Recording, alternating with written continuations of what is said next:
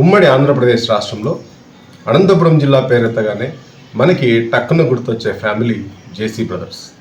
ఆంధ్రప్రదేశ్ రాష్ట్రంలో కాంగ్రెస్ అధికారంలో ఉన్న రోజులు జేసీ బ్రదర్స్ అటు అనంతపురం జిల్లాలో కావచ్చు, తాడిపత్రిలో కావచ్చు గట్టి పట్టు నిలుపుకోగలిగారు. వాళ్ళు చెప్పిందే వేదం, వాళ్ళు చేసిందే రాజ్యం అన్నట్టుగా ఉండేది. అయితే ఆంధ్రప్రదేశ్ ఎప్పుడైతే తెలంగాణ ఆంధ్రప్రదేశ్లుగా విడిపోయిన తర్వాత ఆంధ్రప్రదేశ్లో కాంగ్రెస్ కనుమరుగైంది. ఆ తర్వాత జేసీ బ్రదర్స్ కూడా తమ ఉనికి కోసం పాటుపడాల్సి వచ్చింది. అంతవరకు ఏ టీడీపీతో అయితే వాళ్ళు ఫైట్ చేశారో తిరిగి ఆ పార్టీలోనే తమ రాజకీయ భవిష్యత్తు కోసం చేరాల్సి వచ్చింది.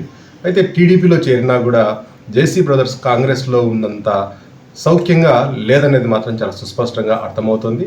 రాష్ట్రం విడిపోయిన తర్వాత జరిగినటువంటి మొదటి ఎన్నికల్లో 2014 నుంచి 19 వరకు తాడిపత్రి ఎమ్మెల్యేగా జేసీ ప్రభాకర్ రెడ్డి గారు పనిచేశారు. ఆ తర్వాత 2019 తర్వాత జరిగినటువంటి మున్సిపల్ ఎలక్షన్స్లో తాడిపత్రి మున్సిపల్ చైర్మన్గా తిరిగి ఎన్నికయ్యారు.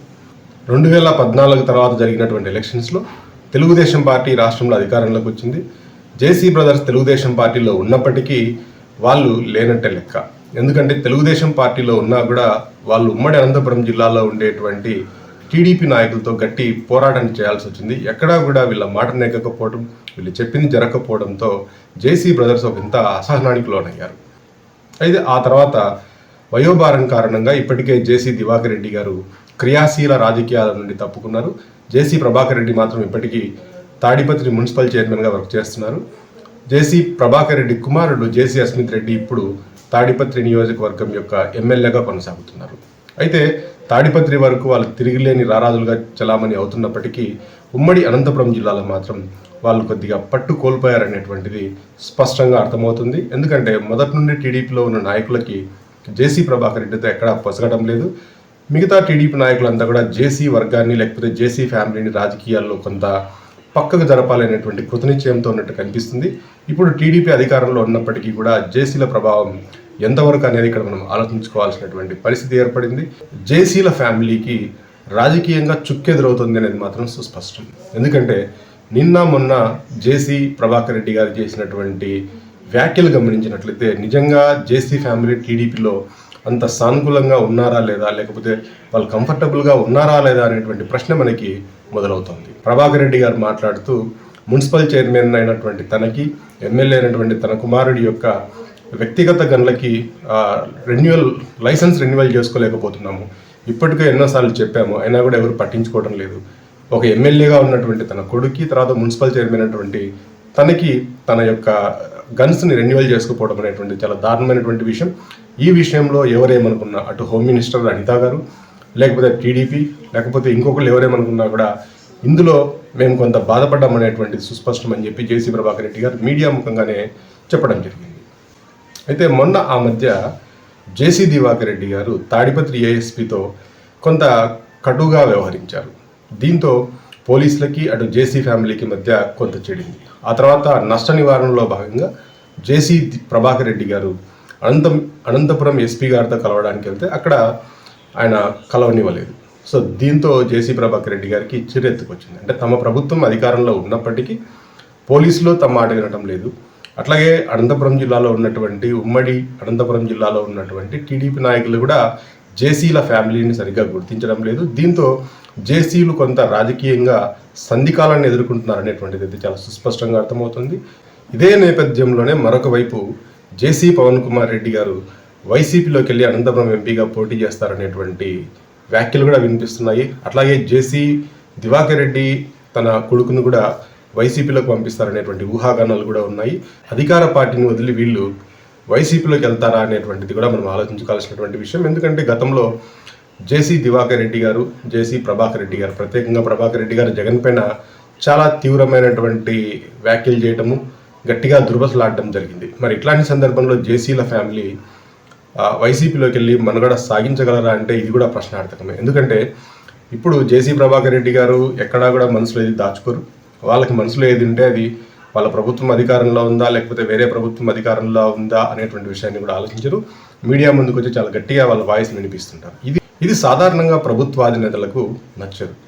ప్రభుత్వాధినేతలకు ఎప్పుడూ కూడా తమ కింద ఉండేటువంటి ఎమ్మెల్యేలు, ఎంపీలు ఎస్ బాస్ అనేటువంటి పద్ధతిలో ఉండాలని కోరుకుంటారు. కానీ జేసీలు మాత్రం ఎప్పుడూ తమ వారిని ప్రత్యేకంగా వినిపించాలని కోరుకుంటుంటారు. ఇది అటు జగన్కిను ఇటు చంద్రబాబు నాయుడుకి ఇద్దరికి కూడా పెద్దగా నచ్చే విషయం కాదు. ఇక్కడే జేసీ బ్రదర్స్ ఇంత వెనుకబడుతున్నారనేటువంటి విషయం కూడా ఉమ్మడి అనంతపురం జిల్లాలో చెప్పుకుంటుంటారు. అయితే ఇప్పుడు జేసీ ప్రభాకర్ రెడ్డి గారు ఈ గన్ రెన్యువల్ విషయం గురించి మాట్లాడడం అనేటువంటిది ఆంధ్రప్రదేశ్లో సంచలనంగా మారింది.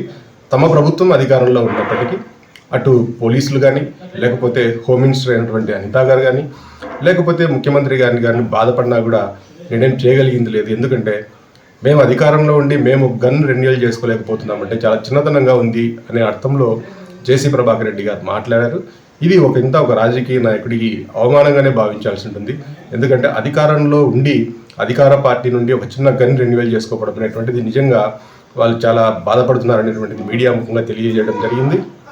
అయితే ఏం జరిగినా కూడా ఇప్పటికీ కూడా తాడిపత్రి నియోజకవర్గంలో జేసీ ఫ్యామిలీకి గట్టి పట్టు ఉంది.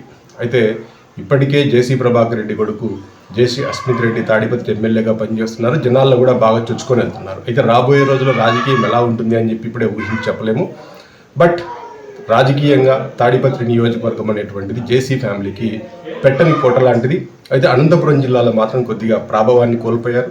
ఇప్పటికీ ఉమ్మడి ఆంధ్రప్రదేశ్లో లాగానే ఇక్కడ కాంగ్రెస్ ఉండి ఉంటే, అయితే విభజిత ఆంధ్రప్రదేశ్ రాష్ట్రంలో కాంగ్రెస్ పార్టీ కనుక మనుగడ సాగించి ఉంటే జేసీల ప్రస్థానం మరొక విధంగా ఉండేది. ఎందుకంటే జేసీలకు కాంగ్రెస్ పార్టీ అనేటువంటిది ఒక అమ్మ పార్టీ. అంటే ఆ పార్టీలోనే వాళ్ళు రాజకీయ ప్రస్థానాన్ని మొదలుపెట్టారు. అక్కడే రాజకీయంగా బాగా ఎదిగారు. అక్కడ దాదాపుగా 6 సార్లు జేసీ దివాకర్ రెడ్డి గారు ఎమ్మెల్యేగా గెలుపొందడం జరిగింది. అక్కడే మంత్రిగా కూడా పనిచేయడం జరిగింది ఆ పార్టీలోనే. అయితే పార్టీ అంటే ఆంధ్రప్రదేశ్ రాష్ట్ర విభజన తర్వాత విధిలేని పరిస్థితుల్లోనే వీళ్ళు టీడీపీలోకి వచ్చారు. వాళ్ళ టీడీపీ పైన ప్రేమతో కాదు కానీ జగన్ దగ్గరికి వెళ్ళలేక వీళ్ళు టీడీపీలోకి వెళ్ళారు. అయినా కూడా జేసీ ప్రభాకర్ రెడ్డి దివాకర్ రెడ్డి ఇద్దరు కూడా మనసు చంపుకొని టీడీపీలోనే అడ్జస్ట్ అవ్వాల్సి వచ్చింది. ఎందుకంటే ఉమ్మడి అనంతపురం జిల్లాలో ఉండేటువంటి ఏ టీడీపీ నాయకుడితో కూడా వీళ్ళకి సరిగ్గా పొసగదు. అయినా కూడా గత 10 ఏళ్లుగా టీడీపీలోనే ఉంటూ అనేక అవమానాలు ఎదుర్కొంటూ తమ ప్రస్థానాన్ని కొనసాగిస్తున్నారు. చివరికి ఇవాళ ఒక గన్ని రెన్యువల్ చేసుకోలేని పరిస్థితికి వీళ్ళు రావడం అనేటువంటిది నిజంగా శోషించాల్సినటువంటి విషయం. సరే మిత్రులారా, ఇప్పుడు ఒక విషయాన్ని స్పష్టంగా చెప్పండి. జేసీ కుటుంబం టీడీపీలోనే కొనసాగబోతుందా? టీడీపీలో వీళ్ళు సౌఖ్యంగా ఉండగలరా? రాబోయే రోజుల్లో జేసీ కుటుంబం రాజకీయంగా ఏ వైపుకి మారుతుంది అనేటువంటి విషయాన్ని మీకు తెలిసినట్లయితే కామెంట్స్ రూపంలో తెలియజేయండి.